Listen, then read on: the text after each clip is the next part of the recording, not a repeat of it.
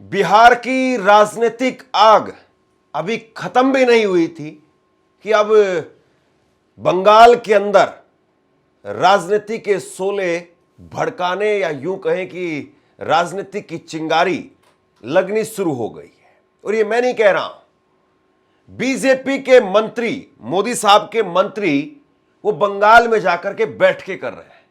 और बंगाल में जाकर के जब वो बैठ के कर रहे हैं तो उसके बाद में पत्रकार लिख रहे हैं कि देखिए भैया, राजनीति करना कोई बीजेपी से सीखे, कल चुनाव जीते हैं और जाकर के अब बिहार के अंदर दूसरे ही दिन शुरू हो गए। लेकिन वो ये नहीं बता रहे हैं कि ये मंत्री हैं कौन। जरा देखिए आप अपनी स्क्रीन पर, ये सचिन गुप्ता और अवधेश पारीक दो पत्रकार हैं। इन्होंने भूपेंद्र यादव का एक ट्वीट रीट्वीट करते हुए लिखा है।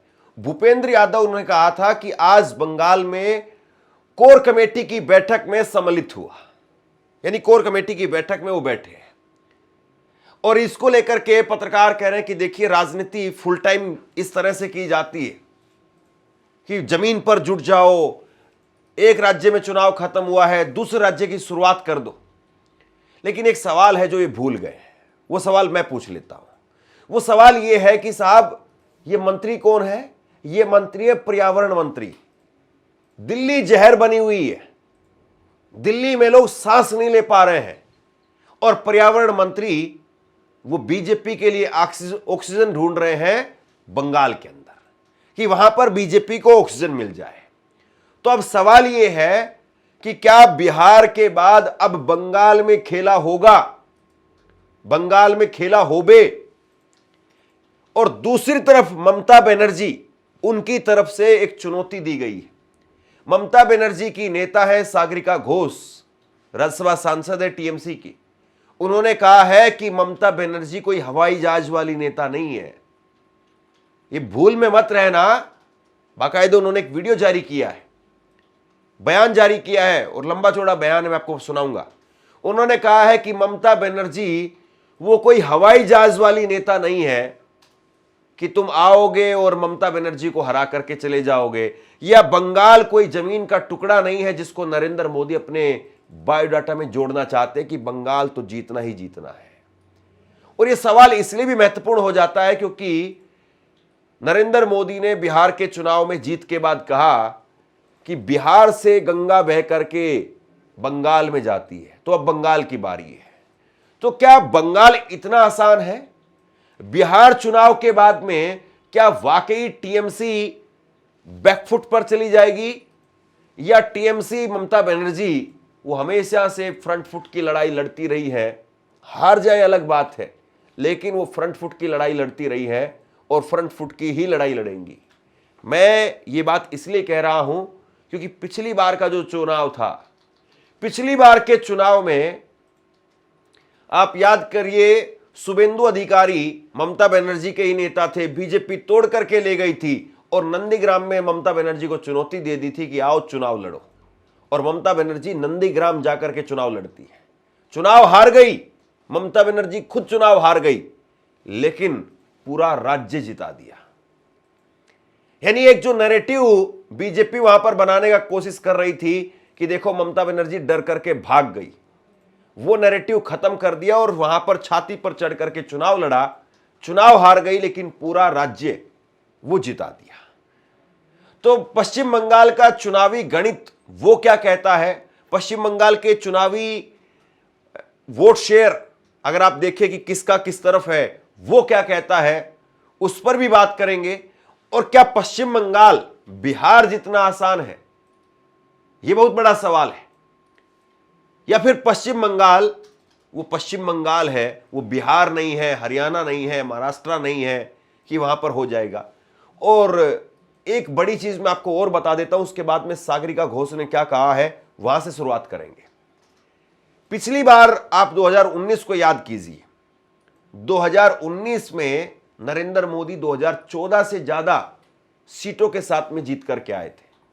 303 सीटों के साथ में उन्होंने बीजेपी, और उसमें भी एनडीए की अगर बात करें तो 354 सीटों के साथ में सरकार बनाने का काम किया। लेकिन उसके बाद में वो 354 की सरकार तो थी ही, उसके बाद में महाराष्ट्र जीते, हालांकि महाराष्ट्र में फिर दो फाड़ हो गई थी, उद्धव ठाकरे अलग चले गए थे, और ऐसे ही हरियाणा जीते। कल नरेंद्र मोदी यही गिनवा रहे थे कि हमने हरियाणा जीता, बिहार जीता, दिल्ली जीता। तो पिछली बार यानी 2021 में इसी तरीके से हुआ था।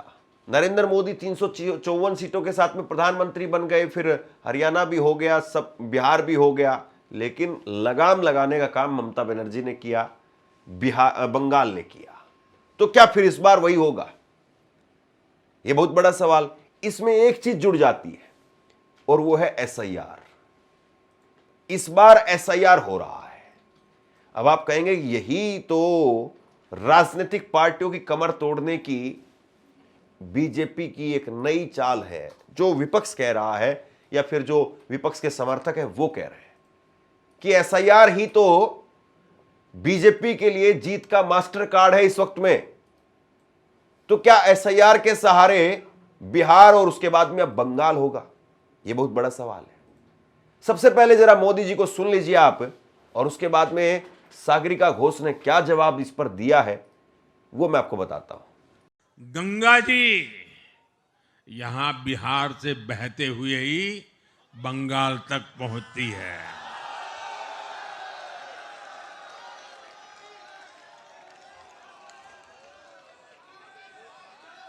बिहार ने बंगाल में भाजपा की विजय का रास्ता भी बना दिया है।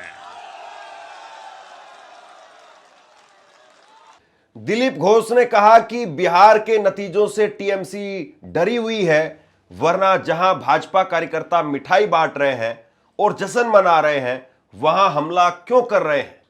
अगर कोई जीता है तो उसे जश्न मनाने दो। प्रधानमंत्री मोदी ने संकेत दे दिया है और यह होने वाला है। अब बंगाल की बारी है, यहां बदलाव जरूरी है। यानी बीजेपी के लोग अब वहां पर सपने देखने लगे हैं कि बंगाल बिहार हो गया है तो बंगाल भी हो ही जाएगा। लेकिन सागरिका घोष, उन्होंने एक बयान जारी किया और लंबा चौड़ा बयान है। वो कह रही है कि मैं नरेंद्र मोदी को कुछ हकीकत बताना चाहती हूं। उन्होंने बंगाल को जीतने की बात कही है जैसे बंगाल कोई जमीन का टुकड़ा हो जिसे मोदी अपने बायोडाटा में जोड़ना चाहते हैं। सबसे पहले बंगाल कभी भी मोदी और भाजपा की राजनीति को स्वीकार नहीं करेगा। आप पैसे देंगे, लोगों को बांटेंगे, डर दिखाएंगे, हिंसा करेंगे, यह राजनीति बंगाल स्वीकार नहीं करेगा। हमारे पास में मुख्यमंत्री ममता बनर्जी जैसी नेता है जो हमेशा लोगों के साथ रहती है।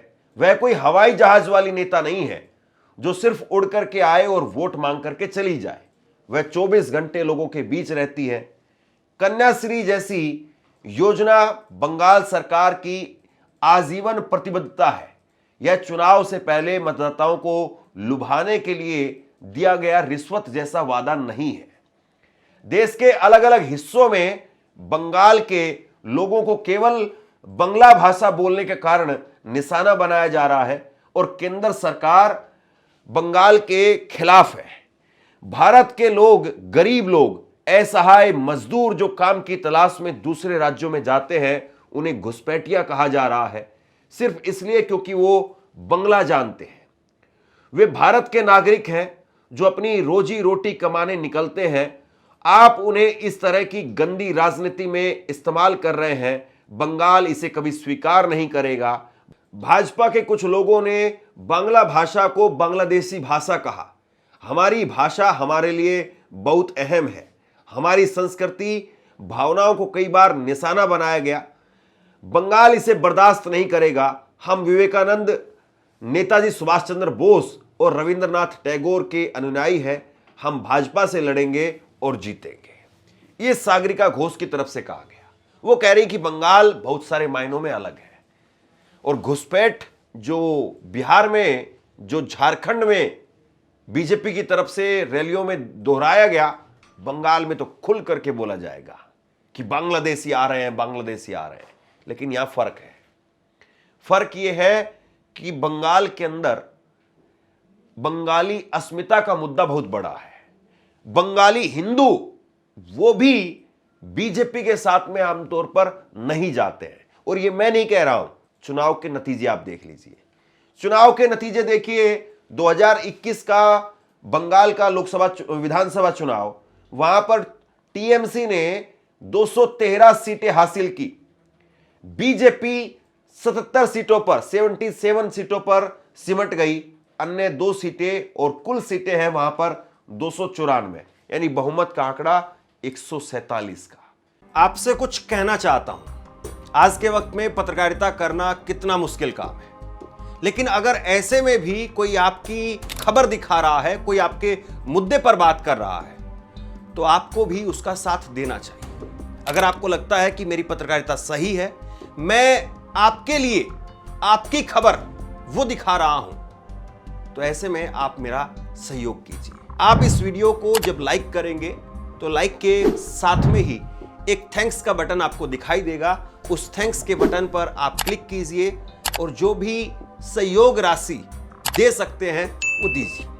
दूसरा, आप चैनल को ज्वाइन कर सकते हैं और चैनल को ज्वाइन करके भी मुझे मदद कर सकते हैं। 147 बहुमत का आंकड़ा और टीएमसी बहुमत से भी 147 से भी 50-60 सीटें ज्यादा लेकर के आती, यानी कहीं दूर दूर तक ऑपरेशन लोटस का कोई चांस नहीं है।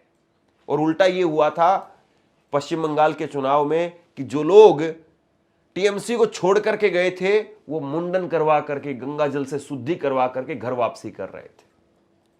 बाबुल सुप्रियो जैसे नेता वो वापस आ गए थे। अब जरा देखिए वोटिंग परसेंटेज।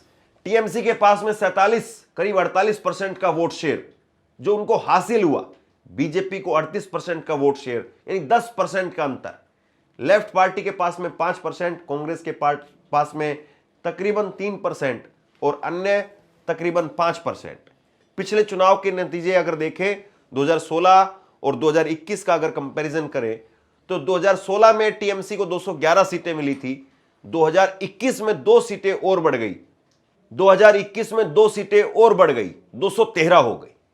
बीजेपी को अगर आप देखें 2016 में मात्र 3 सीट थी और 2021 में 77 सीटें हो गई। अब आप कहेंगे कि 3 से और 77 सीटें यानी सीधा एक लंबा उछाल बीजेपी ने लगाया है, तो 100 सीटें अब एसआईआर के बाद में तो आ ही जाएंगी, और जो 100 सीटें चाहिए, इतना आसान नहीं है। ये बीजेपी का जो उछाल हुआ वो इसलिए हुआ था क्योंकि वहां पर कांग्रेस और लेफ्ट का जो वोट था वो खत्म हो गया था। आप देखिए लेफ्ट और कांग्रेस 2016 में 76 प्लस 44 थी, लेकिन 2021 में लेफ्ट और कांग्रेस दोनों साफ हो गए, 0 सीट। और ये आधा चला गया टीएमसी में और आधा चला गया बीजेपी में, लेफ्ट और कांग्रेस का वोट। और लेफ्ट के 34 साल के शासन को उखाड़ करके ममता बनर्जी वहां पर सरकार में आती है। अगर आप लोकसभा का चुनाव देखें, क्योंकि लोकसभा के चुनाव में कहा जाता है कि बीजेपी लोकसभा के चुनाव में पहले पकड़ बनाती है और उसके बाद में विधानसभा का चुनाव भी बीजेपी एक तरीके से हाईजैक कर लेती है, तो यहां पर ऐसा भी नहीं है। लोकसभा का चुनाव देखिए, 2024 का चुनाव, कुल 42 सीटों में से टीएमसी 29 सीटें जीतती है, बीजेपी सिर्फ 12 सीट जीत पाती है और कांग्रेस मात्र 1 सीट पर सिमट जाती है। वोटिंग परसेंटेज यहां भी बराबर है, विधानसभा के जैसा ही वोटिंग परसेंटेज यहां है। विधानसभा में भी टीएमसी को 48% वोट शेयर था, यहां पर 47% वोट शेयर है। बीजेपी के पास में वहां पर 38% वोट शेयर था, यहां पर 37.40% वोट शेयर है। कांग्रेस के पास में वहां पर 5% वोट शेयर था, यहां पर 4.5% वोट शेयर है। सीपीआई के पास में भी तकरीबन 6% वोट शेयर है। यानी विधानसभा और लोकसभा यहां पर अलग अलग नहीं है। दिल्ली में यही हो रहा था, बीजेपी के पास में लोकसभा की सारी सीटें चली जाती थी, अरविंद केजरीवाल यहां पर दिल्ली में सरकार बना लेते थे, लेकिन इस बार वो बाजी पलट गई। लेकिन वहां ऐसा कुछ नहीं है, वहां लोकसभा हो चाहे विधानसभा हो, तकरीबन दोनों जगह पर स्थिति सेम है। अब ये एसआईआर की प्रक्रिया भी देख लीजिए, क्योंकि एसआईआर की प्रक्रिया को लेकर के ही कहा जा रहा है कि सारा खेल पलट जाएगा। तो एसआईआर की प्रक्रिया की शुरुआत हो चुकी है 4 नवंबर से। 4 नवंबर से सर्वे घर घर शुरू हो गया है और इसके बाद में 9 दिसंबर तक ये जो है वो काम कंप्लीट हो जाएगा और 7 फरवरी को अंतिम मतदाता सूची वो जारी हो जाएगी। 9 दिसंबर को ड्राफ्ट वोटर लिस्ट वो जारी कर दी जाएगी और उसके बाद में 7 फरवरी को अंतिम मतदाता सूची जारी कर दी जाएगी। यानी मार्च अप्रैल में चुनाव होंगे, मई में नतीजे आते हैं। पिछली बार 2 मई को नतीजे आए थे। बीजेपी ने नारा दिया था 2 मई दीदी गई, लेकिन दीदी नहीं गई। दीदी तो वहीं झंडा गाड़ करके बंगाल में नजर आई। तो कुल मिलाकर के 3-4 महीने हैं। अब एसआईआर की प्रक्रिया जो आएगी सामने, फिर एसआईआर की प्रक्रिया के बाद में वहां पर लोग कैसे उसका काउंटर करेंगे। तो बंगाल में जो वोटर है वो पढ़ा लिखा भी है, सारा रूरल भी नहीं है, और बंगाल में इतना आसान भी नहीं है। आप इस बात को ऐसे समझिए, टीएमसी का अगर वोट बैंक की बात करें तो वहां पर अल्पसंख्यक वो टीएमसी का कोर वोटर है, महिला भी वो भी टीएमसी की कोर वोटर में गिनी जाती हैं। फिर जो लाभार्थी वर्ग है सरकारी योजनाओं का वो भी टीएमसी का वोटर है। एससी एसटी और ओबीसी वो भी टीएमसी का वोटर है। इसीलिए ममता बनर्जी के बारे में कहा जाता है कि उनकी शुरुआत ही वो 40% से ऊपर होती है। पश्चिम बंगाल की कुल आबादी में 31% मुसलमान है। 2011 में टीएमसी 2011 से ही वो टीएमसी का मजबूत वोट बैंक है, और पहले वाम दलों के पास में था मुस्लिम वोट बैंक, लेकिन अब वो टीएमसी में पूरी तरह से शिफ्ट हो गया है। महिलाओं के लिए कई योजनाएं पहले से चल रही हैं। लक्ष्मी भंडार योजना जिसमें महिलाओं को वित्तीय सहायता दी जाती है, कन्याश्री योजना लड़कियों के लिए छात्रवृत्ति दी जाती है, रूपश्री जिसमें गरीब परिवारों की वयस्क बेटियों के लिए विवाह हेतु अनुदान दिया जाता है, पैसे दिए जाते हैं। महिलाओं का मतदान प्रतिशत लगातार बढ़कर के टीएमसी के पक्ष में जा रहा है। एससी एसटी ओबीसी के लिए कई क्षेत्रीय दलित एससी एसटी ओबीसी समुदायों का समर्थन वो टीएमसी के साथ हमेशा से रहा है। बीजेपी ने हाल के वर्षों में इन वोटों में सेंध लगाने की कोशिश जरूर की है, लेकिन योजनाओं और स्थानीय नेटवर्क के कारण टीएमसी की अभी भी मजबूत पकड़ है। तो कुल मिलाकर के टीएमसी के गढ़ को भेदना, यानी टीएमसी है अकेले, आप ये कहिए कि बंगाल में ही, हालांकि कुछ सीटों पर असम में जरूर टीएमसी लड़ाई लड़ती है, लेकिन असम, अरुणाचल और इन चीजों को छोड़ दे, इन हिस्से को छोड़ दे अगर, तो बाकी जगह पर टीएमसी कहीं चुनाव नहीं लड़ती। यानी मेन फोकस उसका बंगाल ही है। अब बंगाल में टीएमसी को हराना क्या वाकई मुमकिन है, या फिर टीएमसी को, ममता बनर्जी को बंगाल में हराना वो बीजेपी के लिए पहले भी तकरीबन नामुमकिन सा था और आज भी नामुमकिन होगा? ये बहुत बड़ा सवाल है। ममता बनर्जी एक वक्त में अपनी शुरुआत करती हैं कांग्रेस से, और उसके बाद में ममता बनर्जी ने जैसे अपने आप को बंगाल के अंदर स्थापित करने का काम किया है, ये बहुत बड़ी बात है। ममता बनर्जी 2011 से लगातार पश्चिम बंगाल की मुख्यमंत्री हैं। पहला कार्यकाल 2011 से 2016, दूसरी बार 2016 से 2021, और तीसरी बार लगातार 2021 से अभी तक, यानी 14 साल से हैं, और अब मार्च अप्रैल में 15 साल से हो जाएंगी। और उन्होंने 34 साल का लेफ्ट का शासन उखाड़ा था। तो ऐसा नहीं है कि बंगाल में 3 बार में लोग उब जाएंगे। पहले लोग 34 साल तक एक ही सरकार को देखते रहे थे, फिर ममता बनर्जी को देखा। एक चीज जरूर है, बंगाल का चुनाव और बंगाल की राजनीति वो बहुत हिंसक है। वहां पर कब बम चल जाए, हम रिपोर्टिंग कर रहे थे, मुझे अच्छे से याद है, पिछली बार हम लोग रिपोर्टिंग कर रहे थे ग्राउंड पर, और जहां हम लोग रिपोर्टिंग कर रहे थे उसकी ठीक अगली गली में धमाका हुआ बड़ा। हम लोग घूम करके गए तो लोगों ने बताया कि कुछ लोग आए थे मोटरसाइकिल से और बम फेंक करके चले गए। तो बहुत कुछ है बंगाल के चुनाव में, लेकिन अब देखना यही है कि बीजेपी वहां पर किस तरीके से अपनी दौड़ धूप वहां दिखाती है, किस तरीके से अपनी मेहनत दिखाती है, और ममता बनर्जी उसका कैसे मुकाबला करती है। आप क्या सोचते हैं, नीचे कमेंट बॉक्स में लिख करके जरूर बताइए। इस खबर को शेयर कीजिए। धन्यवाद।